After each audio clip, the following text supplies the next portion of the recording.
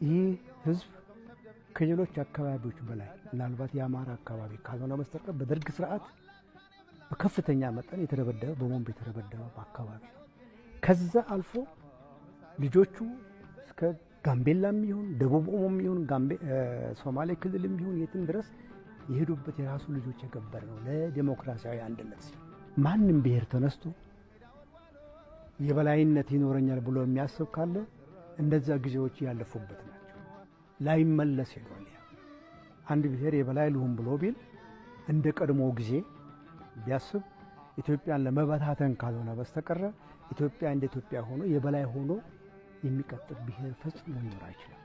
እዚህ ላይ ማየት ያለብን ምንድነው? ይሄን ህዝብ ስናይ በራሱ ክልል ውስጥ ከሌላው ብሔረሰብ የተለየ ጥቅም ያገኘው ነገርም የለም። ራሱ የሚገባውን ህገ መንግስቱ የፈቀደለትን ነው እያገኘ ያለው።